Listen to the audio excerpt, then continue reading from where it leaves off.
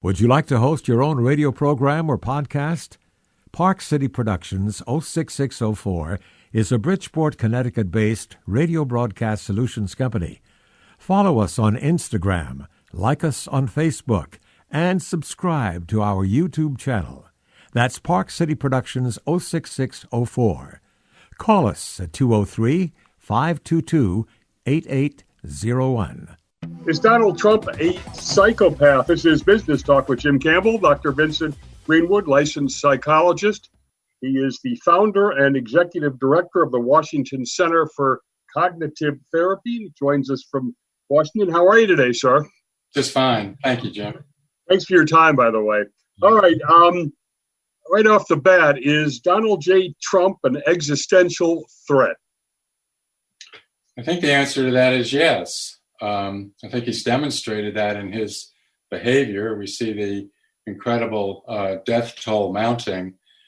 And in terms of my involvement, I would say he's a very serious threat and danger because he qualifies for an extreme and dangerous personality disorder, psychopathic personality disorder. All right, let me ask you first so we get it on the record. Are you in the never Trumper category? And how are you dealing with that for getting, the Trump cult, if you will, to take you seriously?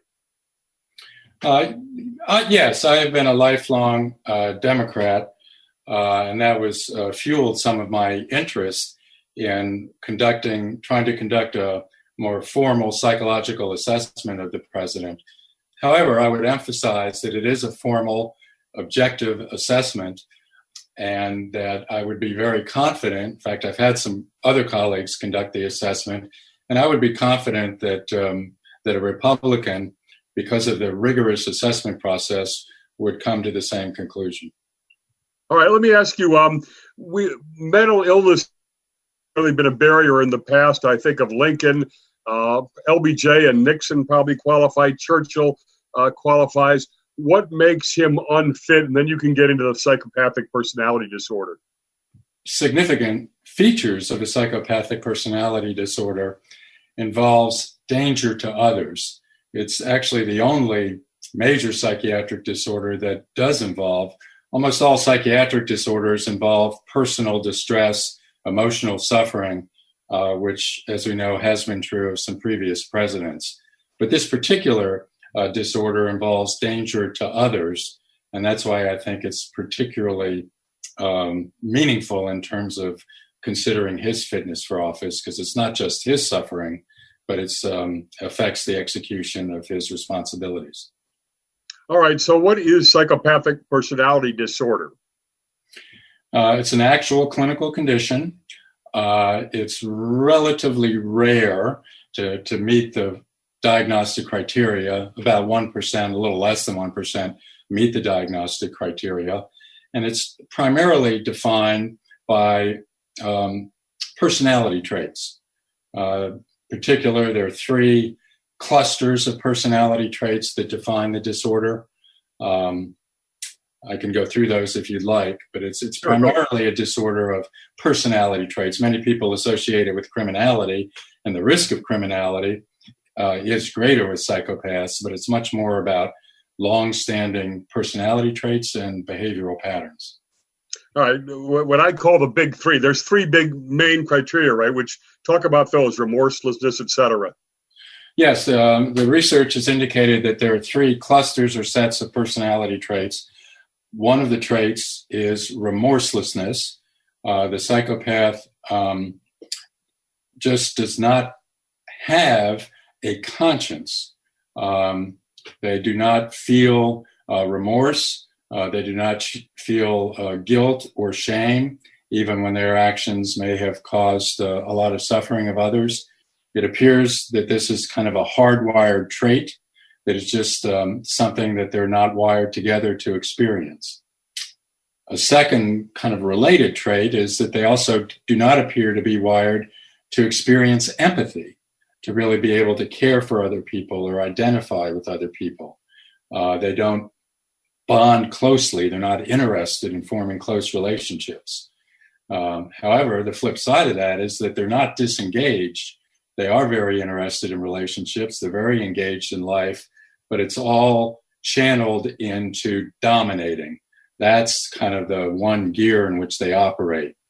For a psychopath, it's all about winning. And so there's a second cluster of traits that we call drive to dominate that involves their aggressiveness, their drive to dominate, win at any cost, which often brings into play manipulating others and being deceitful. Let me ask you this. It always comes up, the Goldwater rule. How do you explain that without any personal consultation that you can come to this conclusion confidently? Yes. Just to give you a little history, the Goldwater rule was developed because way back in 1964, when Barry Goldwater was running for president, a magazine published an article that was kind of penned by a number of mental health professionals claiming mental illness for Barry Goldwater, a number of mental illnesses actually for Barry Goldwater. And they did not interview Goldwater, and it was certainly felt to be unwarranted to make that kind of diagnosis. So it became called the Goldwater rule, and it was became part of the ethics manual of the American Psychiatric Association. That was 1964. We now, in order to make a diagnosis, the fundamental process is gathering information upon which to make the diagnosis, gathering data. And in modern celebrity, someone like Donald Trump, for which there is voluminous data, over 60 well-sourced biographies, his own autobiographical efforts, all of the videotape, court records, magazine articles, of course, recent insider books like by his niece and other people have worked for him. So we have a massive amount of data, which no longer makes it necessary to interview someone. One could argue that there's more data on Donald Trump than you could ever get from an interview.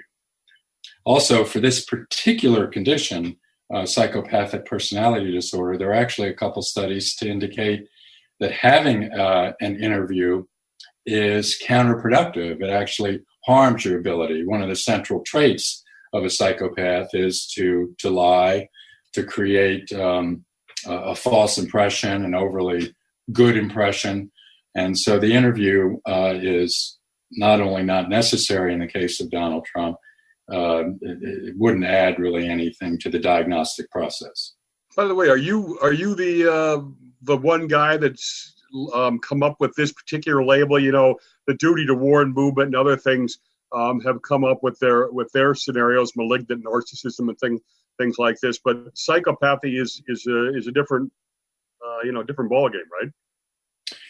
Yeah, the duty to warn movement. That's a group of mental health professionals, and there are a number of people involved with that, and they have offered a number of diagnoses.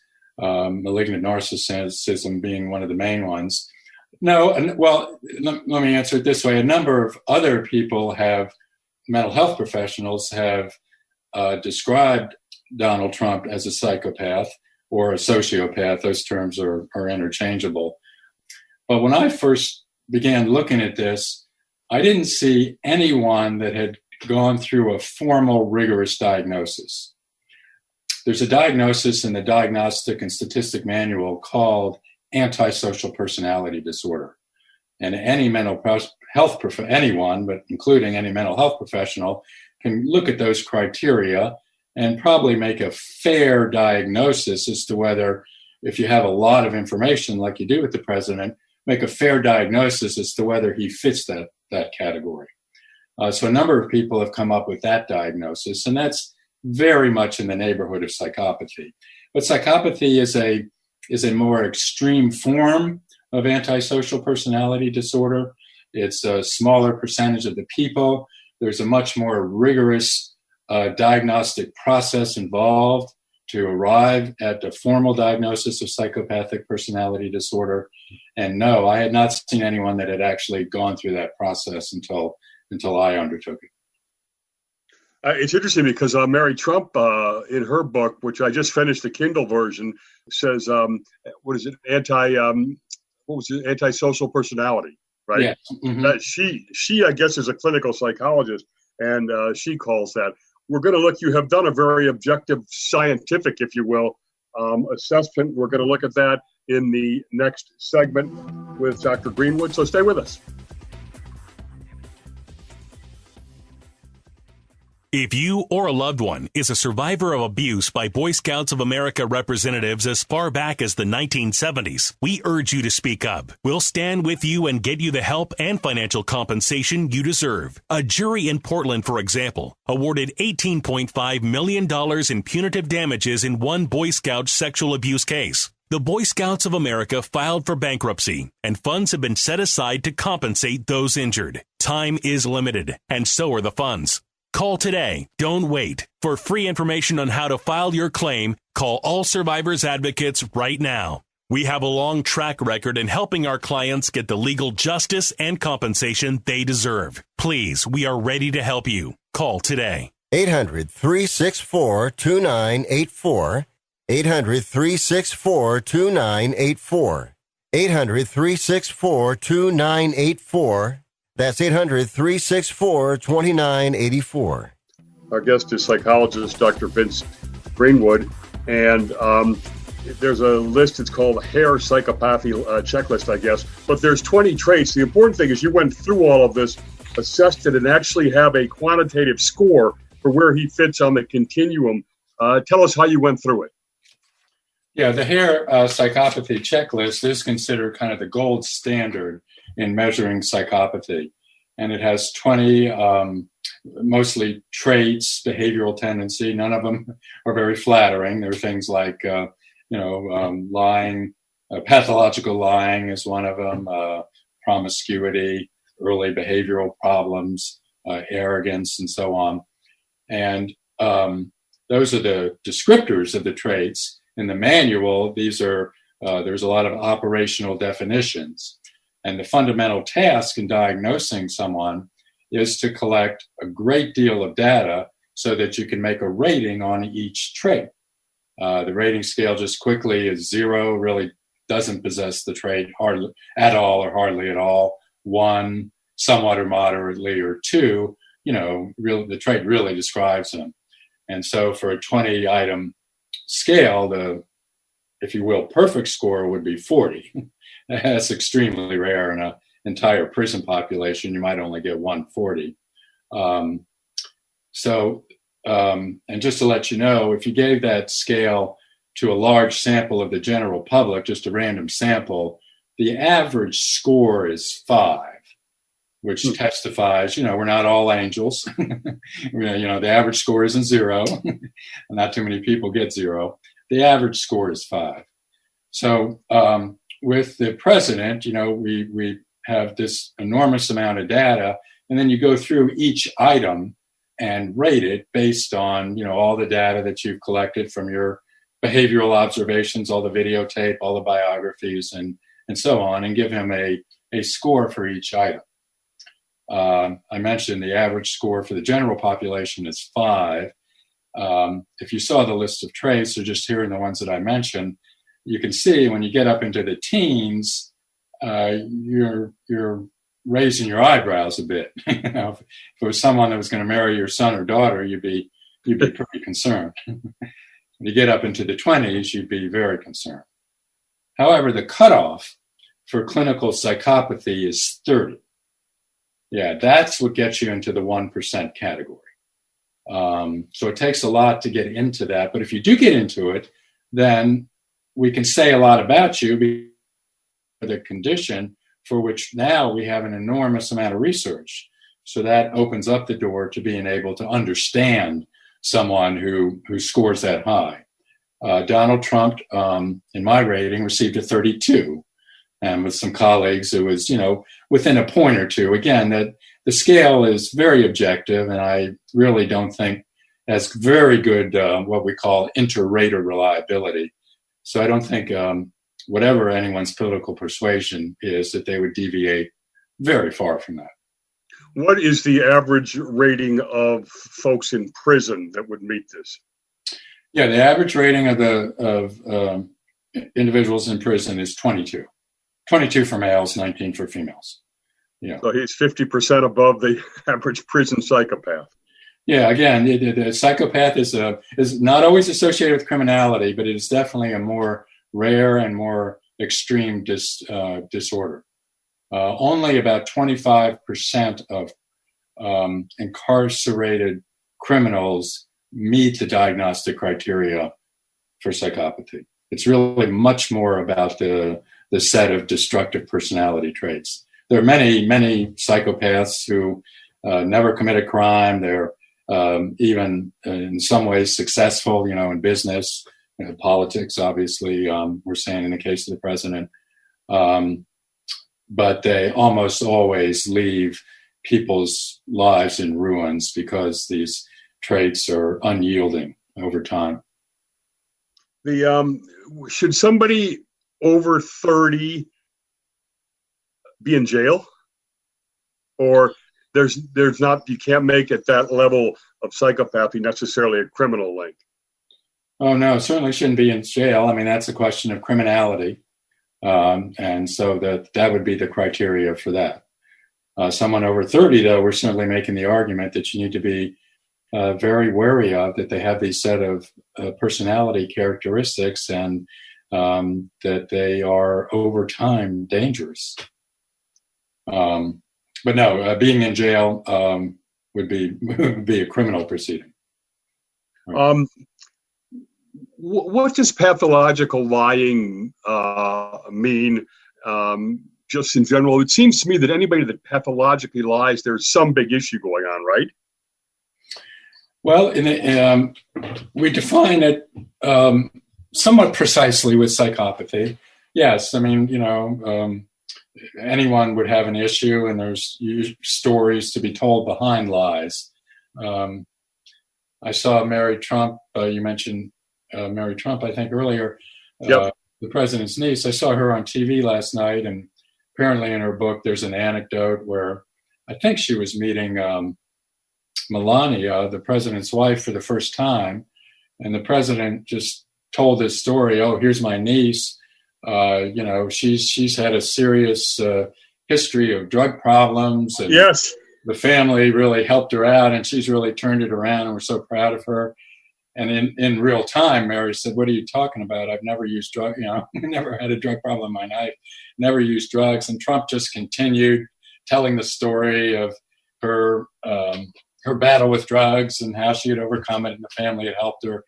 And there was, it was just that's an example of it really resonated with me because I happen to have gone to Tufts undergraduate where she went, and that's how it came up in the conversation. She told Melania she dropped out of Tufts for a while and she had a drug problem and blah blah blah blah. Okay. She did drop out of Tufts for like a year, but she had no drug problem. Yeah, and it is kind of bizarre. Many. I was just going to say, as particularly the Washington Post, I think, has tracked this. Other people too. I think it's over 20,000 lies now, and of course some of them are quite consequential. Like of course we have testing for anyone that wants to get a test can get a test. But probably many of them are of this quality. They're just off the top of the head, kind of something that might sound charming or interesting in the moment. So just something to kind of win the moment. Does he or someone like that know they're lying consciously? Because when I hear him calling lying Ted Cruz or crooked Hillary and all that stuff, it seems like projection. Yeah, well, it is projection in that case. I mean, they certainly do not struggle with think that they're lying or struggle with lying as any kind of moral transgression.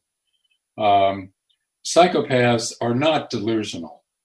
So if there were $1 million riding on his having to acknowledge whether something he said was a lie, and there was no cost for acknowledging that he lied, and he could get $1 million, I'd be confident he would be able to discriminate, and he would just pass it off as, I'm just talking or something.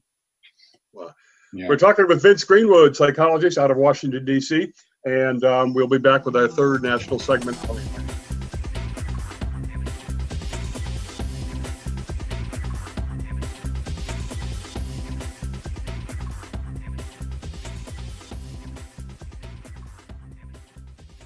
We're back with Vince Greenwood, a psychologist, expert in psychopathy, who has objectively measured President Trump to be at a 32 level out of 40, and anything over 30 is basically very scary. By the way, are there any world leaders that would fit this kind of a thing? Someone like Hitler or Stalin, or has that ever been correlated? I'm sure many people would certainly, no doubt with justification, use that label. To be tough-minded about it, though, I would say, in terms of the contribution that I've tried to make, is that whoever we're talking about, even though it may seem obvious in terms of their, moral transgression and the damage they've inflicted, I guess I would say that the task of a mental health professional is to do the due diligence of really going through, lifelong data and really seeing how they come out on each particular trait that makes up the diagnosis. Yeah, I'd be pretty confident that Hitler probably would have done it. Let me ask you this question.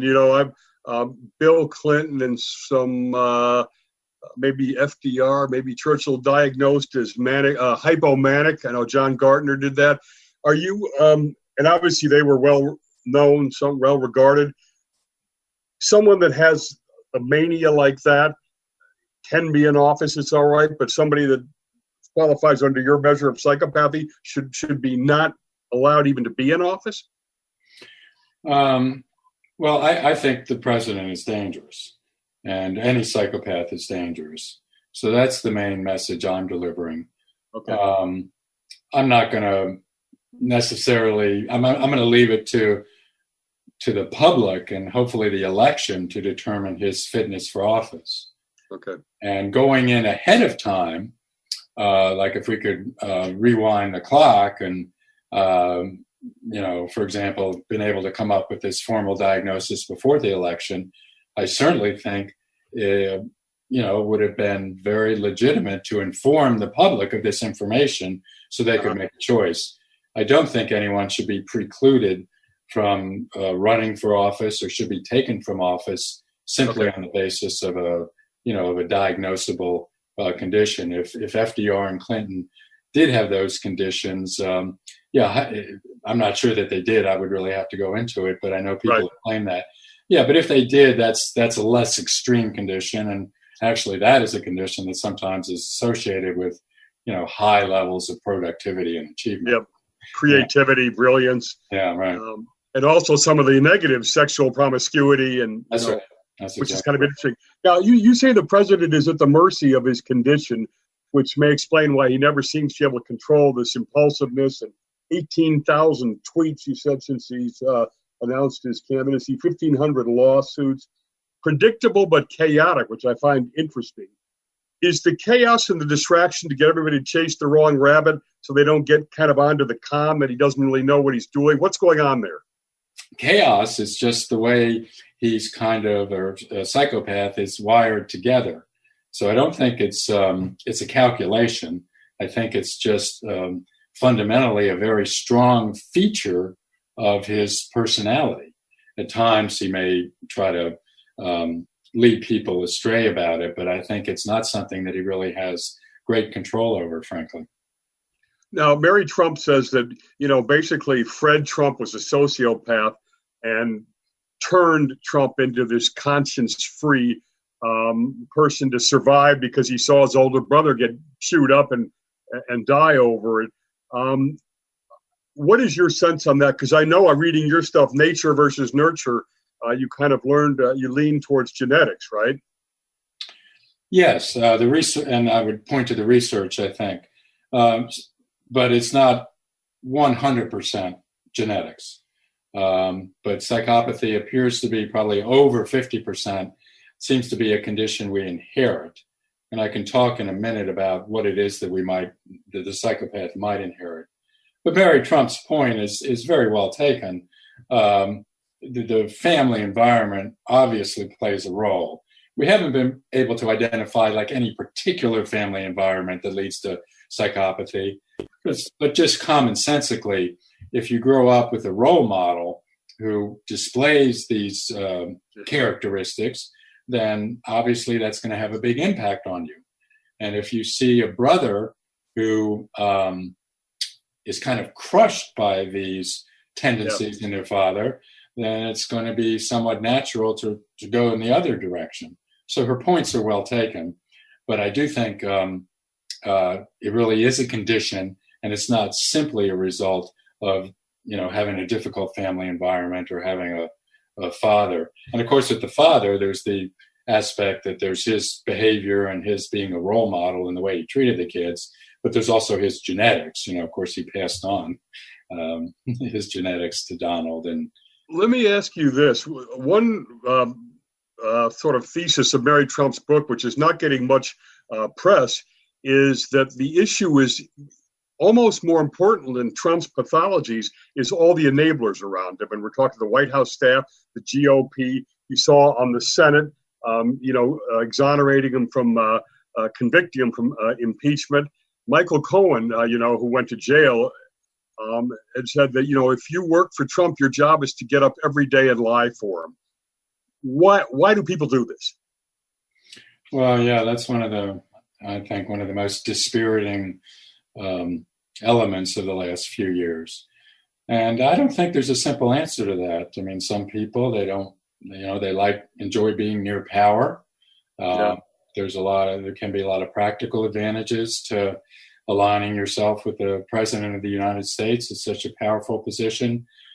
One psychological factor I would emphasize, though, is that it's just hard. It appears to be very hard for any of us to really fully grasp that someone doesn't have a conscience and that someone can engage in such extreme behavior. I mean, we see the behavior and we react to it, but at the end of the day, it's really hard to believe. And there's always this sense that someone's, gonna change and gonna remit. So that may help explain a part of it, that he's, and certainly early in his presidency, there was always, the adults in the room will help out and he'll change and so on. Let me ask you this now. He was actually sailing potentially to re-election with a strong economy, low unemployment. Why has he appeared to basically fail to even respond and even try to manage the crisis, the pandemic, obviously, and also then followed by racial unrest? Yeah, well, I would look at that through the lens of these three destructive tendencies. So let's start with the impulsivity. When the crisis first emerged, it's obviously at one level, a complex and thorny problem. It requires a sustained focus. It requires, sophisticated problem-solving skills. It requires study and discipline. And Donald Trump was just overmatched for that from the get-go. There was just no way he scoffs at reading briefing papers. Yeah. He famously just, never gets into the details of things. He's made no secret of his indifference to governing. Michael Lewis wrote this really excellent book called The Fifth Risk, where he details how the Trump administration really just blew off the transition. And, he's mostly appointed people who are feckless and, he just been indifferent to governing. So that kind of set the stage. He was just overmatched. However, he could have, of course, worked with others. He could have delegated. He could have collaborated. There are plenty of people, the CDC, the World Health Organization's experts, think tanks. Already, South Korea and other countries in February were mobilizing. There was plenty that could have been done if he only could have collaborated. That's but he can't do that, right? That's that drive to dominate. It's just he's got to be getting a 10. He's the stable genius. Everyone else is inferior to him, and so He's just not within his temperament to be able to do that. So that was fateful. We had a chance by delegating and collaborating, and we've had a chance at every significant choice point, but that's just beyond him. And then the third thing is when we see when the destruction started to unfold, that then you would hope that even if he had difficulty mobilizing himself or didn't have the intellectual and cognitive structure to really deal with the problem, even if he had a huge difficulty in collaborating, that when he saw the destruction, that it would move him, that he would course correct when seeing all the destruction. And that's where we get to the third destructive trait of just not having a conscience and being kind of indifferent to other people's suffering. And basically everything was based on re-election. We have our final national segment. We'll ask Dr. Greenwood how Trump's pathologies will play out.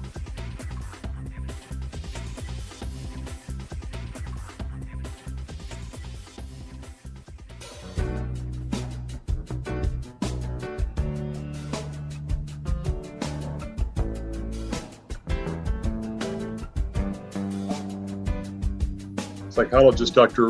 Vincent Greenwood has become an expert on President Trump, assessed him as a psychopath based on an objective process of 20 criteria. How do you think this kind of a condition plays out? And is there an end game that's coming in the White House somehow? Well, sadly, Jim, there's just no evidence that we're going to see any yielding of these destructive personality traits. So the basic prediction is I think we're going to continue to see the same kind of behavior, the dereliction, the treating the virus as a media spectacle to be won, being divisive in his rhetoric, and just not able to empathize with what the country's going through. I know that sounds harsh, but from what we know about this difficulty, I'm afraid that would be the prediction. What's your prediction if he wins second term? His personality is not going to change. And people... Can the country withstand 4 more years? Oh, I think it would be a hellscape. And I would defer to other people who have really thought this through and understand how our norms have been vitiated and the fragility of our institutions. So I'm afraid we could count on his personality being the same. And we've seen the destruction that it's caused so far. And then people worry. He doesn't have guardrails in his personality. And once the guardrails of not another election are eliminated, that's pretty frightening. Now, you taught domination is the underlying driver here. If he loses, will he leave? Yeah, of course, a lot of people have been talking about that and are worried about that. His instinct would certainly not be to leave. His temperament, that he can't admit defeat, and and he's already taken steps to kind of undermine the credibility of the election. So it would just be reasonable to be concerned about that. We were talking a little bit before about his response to the virus, disastrous response, particularly at the beginning. He just didn't have the wherewithal to contend with the complexity of it and all the things that were needed. Maybe we can take, it's a little bit perverted, but maybe we can take a little bit of solace for him to not leave, to somehow continue with his presidency. It would require some collaborating with other people. It would require some planning. It would require some of the things that have been so absent in the crisis. And those things are going to continue to be absent, whatever task he takes on, including, hopefully it won't happen, but including possibly the task of continuing his presidency, even if he gets defeated. It's getting into August. And the amount of time, I really think at this point, frankly, a lot of information is out there, including, psychological and psychiatric information. And I really would defer to the political process to the electoral process at this point. From your job, is this Trump derangement syndrome, is that real? By Trump derangement syndrome, are you talking about people on the left being... or people that, the never Trumpers who psychologically have really been impacted by all this stuff that's going on. I mean, do you see people like that, or? Oh, well, yes. I mean, I have a practice. Of course, I wouldn't label it derangement syndrome. Yeah, but you know what I mean. Yeah. Certainly a lot of people are very, distressed and dispirited. Let me put it this way. Yeah. This guy makes people crazy who are not crazy because he's crazy? Yes. Yeah. I mean, we see a lot of people are crazy. I mean, I put that in quotes, but yeah, and just distressed, and it's not everyone, of course, but a significant number of people are sad and at this moment in our history, anxious and feel very vulnerable given what's happened with the virus, and given, I would add to that, given his response to the protests as well. How did he ever get elected and get through all this? Is it the con man skills? Some people would say, yeah, and we were just talking about the certain advantages. He's certainly, I think many people, certainly I would say, very skilled in the political arts. So it's not simply conning. I think he does have sort of branding and certain kinds of political arts communication skills. And I do think it was also a perfect storm of where the country was at, and Hillary Clinton, I think, unfortunately, was a particularly right candidate to be beat at that time, and so I think there was a perfect storm of a number of things. All right, now the hour has gone very fast, and if you read his work, Dr. Greenwood's work, it's very objective. I want to finish with something you wrote. Donald Trump, the clinical psychopath, is like a car without brakes, no conscience, or steering, controlled, capable mode of functioning, careening down the highway, pedal to the metal. Whatever comes next, COVID numbers further underscore the administration's disorganized response and other events that triggers civil unrest. The election will be met head-on with expressions of these traits: lies, divisiveness, callousness, dereliction, and recklessness. I would ask you to buckle up, but this car has no seatbelt. Please be warned. Wow. Yeah. Thanks to Dr. Vince Greenwood. His website is Washington Center for Cognitive Therapy. Can I mention, Jim? I'm sorry to interrupt. Go ahead. Yeah, we're actually the website that has the longer essay that talks about the diagnosis and gives the data for it, and also a lot of information about psychopathy and other information. Is called dutytoinform.org. Okay. So dutytoinform.org, dutyinform.com. Yeah, and then you get the original article on medium.com is where it's published. Yeah, and I'd like to shout out to Tony Schwartz, who's been very supportive, and he also has an excellent article on medium.com called Psychopath in Chief. Oh, interesting, because he wrote the book, The Art of the Deal. That's right. He knows I think he's repenting for that for the rest of his life. He is. Truthful hyperbole.